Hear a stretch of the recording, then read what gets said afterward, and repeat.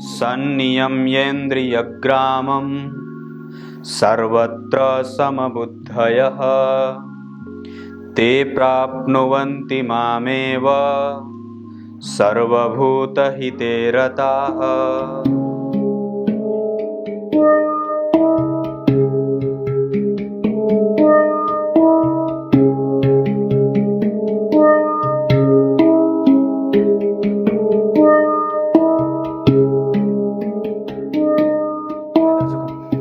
नमस्कार, एक बार फिर से उपस्थित हूं आप सबके सामने। सोमवार के कार्यक्रम में सूर्य और चंद्रमा एक एक ग्रह के एक एक भाव के अधिपति होते हैं, मतलब सिंह और कर्क के। पर बाकी के ग्रहों को दो दो राशियां क्यों मिली हैं? इस कहानी को सुनने का प्रयास करते हैं और समझने का प्रयास करते हैं। बहुत छोटी सी कहानी है और आसानी से समझ में आ जाएगी। शुरू करते हैं आज का कार्यक्रम। कहीं नहीं जाना है, बिल्कुल बन के रहिएगा। कार्यक्रम के आरंभ में आपको जो श्लोक मिला है उसका अर्थ भी बताने वाला हूं। आइए झट से बता देता हूं। सूर्य और चंद्रमा पहले यही दो ग्रह थे, बाकी कोई ग्रह था ही नहीं। यही दो अकेले एकदम जो है वो चमक रहे थे। सूर्य दिन में चमकते थे और रात्रि में चंद्रमा। सूर्य दिन में धरा पे आते थे और रात्रि में चंद्रमा आते थे। फिर जो है वो ये दोनों में से एक ने कहा कि मुझे इस ब्रह्मांड को दो भागों में बांटना है। तो सूर्य ने कहा कि ठीक है। चंद्रमा ने भी कहा ठीक है, बांट लेते हैं। तो वो बांटने लगे तो एक हिस्सा जो सिंह वाला था, मतलब घर का जो पांचवा हिस्सा, उसको बांटा तो पांचवें घर में खुद को रख लिया। मान लीजिए अगर चक्र बनता है तो 1 2 3 4 5, पांचवें घर में खुद को रख लिया। और फिर चंद्रमा को कहा कि तुम जो है वो मेरे ठीक पीछे आ जाओ, मतलब कर्क में आ जाओ। मैं इधर से देखता रहूंगा, तुम इधर से देखते रहोगे। बात यहीं खत्म हो गई। अब बात तो सूर्य यहां बैठ गए, अपने बगल में चंद्रमा को बिठा लिया। अब मान लीजिए सूर्य यहां सिंह राशि में बैठ गए और चंद्रमा यहां कर्क राशि में बैठ गए। अरे भाई, जब आप एक जगह यहां रहेंगे तो एक की दृष्टि जो है वो इधर से घूमती हुई यहां तक नहीं पहुंचेगी। तो क्या होगा? एक ने कहा कि तुम यहां से, मैं यहां से देखना शुरू करता हूं, यहां तक देख लूंगा, तुम मेरे बगल में बैठ जाओ, तुम यहां से बैठ करके यहां तक देख लेना। इससे हम पूरी सृष्टि के संचालन को अच्छे तरीके से देख सकते हैं। ऐसा हुआ। फिर टहलते टहलते बुद्ध महाराज आ गए। फिर उन्होंने कहा, ये चंद्रमा यहां बैठे थे तो उन्होंने कही बात कि चंद्रमा जो है वो रात्रि में शहर पे निकले, धरा पे आ गए, और टहलने के बाद जब सुबह गए तो देखा कि बुद्ध बैठे हैं। वैसे चंद्रमा के ही पुत्र बुद्ध माने जाते हैं ही, माने नहीं जाते हैं। तो बुद्ध जो है वो इनसे विनती करते हैं कि हे भगवान, आप रात्रि के अधिपति हो, मुझे कोई ऐसी राशि दे दो जो मैं अपना स्थान बना लूं। तो चंद्रमा ने कहा, उन्हें दया आ गई, तो बोले चलो मेरे ही पुत्र हो, मेरे ही बगल की राशि है 3 नंबर में, तुम बैठ जाओ। अब देखिए बुद्ध की चालाकी, इसीलिए बुद्ध को चालाक कहा जाता है। अब इसने दिमाग लगाया कि बुद्ध तो रात भर रहे तो मिथुन राशि में बैठ गया बुद्ध। अब क्या होती है बात कि जब सूर्य दिन के सैर के बाद वापस लौटते हैं रात्रि में, तो यहाँ बुद्ध जी ये कहते हैं कि मुझे एक अपनी राशि दे दो या मुझे भी स्थान दे दीजिए। तो एक स्थान तो इनको पहले मिल गया था चंद्रमा से, दूसरा स्थान सूर्य से प्राप्त करते हैं।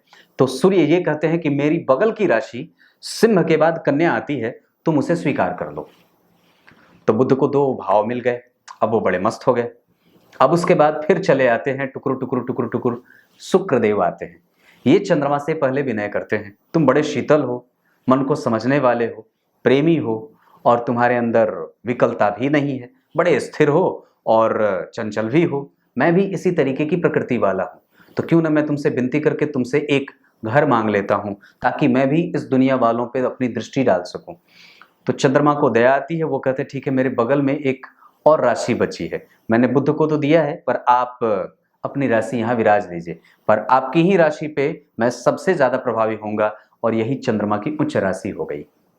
शुक्र के साथ ये शर्त डाल दिया, क्योंकि ये भी प्रेमी थे और ये भी प्रेमी थे। तो चंद्रमा ने यहाँ पे चाल चल दी और कही बात कि चलो मैं तुम्हें नकेल कसूंगा। कैसे? तुम्हारी ही राशि में आकर के अपने आप को राजा बना दूंगा, तो उच्च के हो जाऊंगा। तो उच्च का हो जाऊंगा तो फिर तुम्हारी राशि तो रहेगी, पर वस्तुतः यहाँ अधिकार मेरा भी बड़ा बढ़िया वाला बना रहेगा। फिर शुक्रदेव सूर्य के पास जाते हैं, तो ये कहते हैं कि मैं तो सिंह का अधिपति हूँ, कन्या तो मैंने बुद्ध को दे दी है, एक राशि शेष बचती है, तुला बोलते तुम ले लो। पर यहाँ पे बात ये बनी कि कन्या के बाद तुला में मैं तुम्हारी राशि में उच्च का तो नहीं हो सकता, लेकिन हाँ यहाँ मैं आकर के प्रसन्न जरूर हो जाऊंगा लेकिन ये बात बनी तो शुक्र के ही तुला राशि में सूर्य प्रसन्न हो जाते हैं, मतलब वो उच्च के होते हैं तो क्रूर हो जाते हैं, उनकी क्रूरता बढ़ जाती है, एक्टिव ज्यादा हो गए तो यहां वो थोड़े संतुलित हो जाते हैं। तो ये सूर्य की नीच राशि हो गई। अब यहां पे बात आती है, अब यहां पे ये क्यों नीच राशि बनी? शुक्र तुला राशि में एक्टिव ज्यादा होते हैं, एक्टिव ज्यादा होते हैं क्योंकि वो उनकी मूल त्रिकोण राशि है। इस पे कहानी कभी बाद में बता दूंगा। शुक्र तुला राशि में एक्टिव होते हैं और शुक्र जो होते हैं वो भोगी प्रवृत्ति के होते हैं। इस वजह से सूर्य जो है वो अपने निकट बुध को बिठा लेते हैं कि पहले तुम बैठ जाओ, ताकि बुध को एक बुद्धि भी मिलती रहे कि वास्तविकता क्या है और बौद्धिकता क्या है। तो ये कहानी भी यहां से एक शुरू हो गई। अब उसके बाद आते हैं मंगल देव। पहले वो चंद्रमा के पास जाते हैं, कहते हैं कि मुझे कोई एक भाव दे दो ताकि मैं भी ब्रह्मांड और दुनिया में जो लोग हैं, जो स्थावर जंगम आदि हैं, उनको प्रभावित करूं, उनके अंदर ऊर्जा का संचार कर सकूं। तो बोले मेरे पास 3 और 2 तो मैंने दे दिया है, एक राशि मेष राशि बची है, मेरे ही पास की है। अब ये निकट निकट अपने वाले देने लगे सब। तो सूर्य अपने निकट वाली राशियों को दे रहे थे, चंद्रमा अपने निकट की राशियों को देते जा रहे थे। तो सूर्य के पास 4 नंबर, तो 3 को दे दिया, 2 को दे दिया, फिर 1 को दे दिया, यानी कि मंगल को मेष राशि मिल गई। अब उसके बाद वो फिर मंगल सूर्य के पास आते हैं, क्योंकि ग्रहों के यही दोनों राजा रानी थे, सूर्य राजा थे, चंद्रमा रानी। तो पहले सब रानी के पास जाते थे, उसके बाद फिर आ गए मंगल सूर्य के पास। बोले मैं आप ही के पुत्री जो धरती माता है उन्हीं से जन्मा हूं, नाना जी मुझे कोई स्थान दे दीजिए। तो मंगल ने यहाँ सूर्य से प्रार्थना की, जो इनके नाना जी थे, मतलब मंगल के नाना जी सूर्य, उनको कहे कि ठीक है तुम वृश्चिक राशि के अधिपति बन जाओ, कीड़े मकोड़ों की वो राशि है, जल तत्व की राशि है, तो तुम यहाँ के अधिपति बन जाओ, थोड़ा सा इनको भी देख लेना। तो इस तरीके से मंगल को 2 राशियां मिल गई। अब उसके बाद आते हैं गुरु। देवगुरु बृहस्पति बड़े गंभीर थे, तो चंद्रमा से वो विनती करते हैं। विनती क्या करते हैं? मतलब कहते हैं कि मुझे कोई राशि दी जाए, क्योंकि मैं महामंत्री बनना चाहता हूं। तो कहे आपको तो बिल्कुल ही मिलेगा, और आपको वैसी राशि दी जाएगी जो बहुत ही शुद्ध और पवित्र होती है। यहां पे गुरु को मीन राशि दे दी गई, क्योंकि 4, 3, 2, 1, तो गुरु को मीन राशि मिल गई। अब इसके बाद यहाँ पे गुरु, अब यहाँ पे जब आप दोनों राशियों का बैलेंस तैयार करेंगे तो गुरु को मीन राशि मिली, क्योंकि ये जल तत्व की राशि थी। चंद्रमा जल तत्व के अधिपति, जल तत्व के ग्रह होते हैं, और गुरु जो है वो धनु राशि के अधिपति बने। ये इनकी मूल त्रिकोण राशि है। प्राकृतिक रूप से अगर देखेंगे तो सूर्य और गुरु का जो तत्व है वो दोनों साम्य है, मतलब वो दोनों कहीं ना कहीं बैलेंस करते हैं एक दूसरे को। सूर्य अग्नि तत्व का ग्रह, गुरु भी अग्नि तत्व के ग्रह, वायु तत्व का समावेश होता है। धनु राशि अग्नि तत्व की राशि और गुरु वायु तत्व के ग्रह होते हैं। तो ये जो है वो साम्य बन गया। तो ये जो तत्व में जो निकटता आ गई, इस वजह से सूर्य ने उन्हें अपनी अगली राशि दे दी, मतलब 5, 6, 7, 8 और 9। और उसके बाद धीरे धीरे मंद गति से शनिदेव आ गए, सबको दया आ गई, बोले मैं तुम्हें कुंभ दे देता हूं और सूर्यदेव आपको जो है वो मकर दे देंगे। इस तरीके से ब्रह्मांड में 2 ही ग्रह वस्तुतः थे, बाद में इनका प्रसार ऐसे होता गया। अब आइए आपको गीता जी का श्लोकार्थ बता देता हूं। ये चीज आपको YouTube पे पहली बार मिली है, अन्यथा बाकी वैज्ञानिक कारण अवश्य होंगे और वो मैं भी बता दूंगा, पर ये चीज तो पहली बार मिली है, जिसको मैंने आपके ही लेवल पे आकर के समझाने का प्रयास किया है।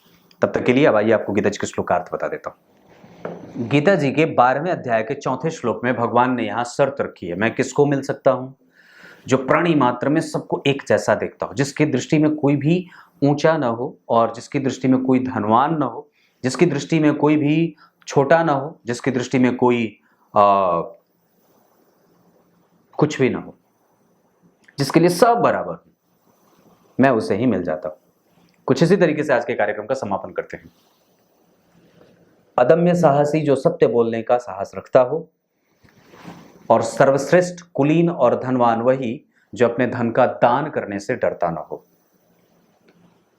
और अहिंसक वही जो काट काट करके अपने ही अंगों को खिला दे पर किसी की हिंसा ना करे। ये सत्य, अहिंसा और पराक्रम का की परिभाषा है। कुछ इसी तरीके से आज के कार्यक्रम का समापन करते हैं। तब तक के लिए इजाजत दीजिए। कैसा लगा कार्यक्रम अवश्य बताइएगा। तब तक के लिए बहुत बहुत नमस्कार।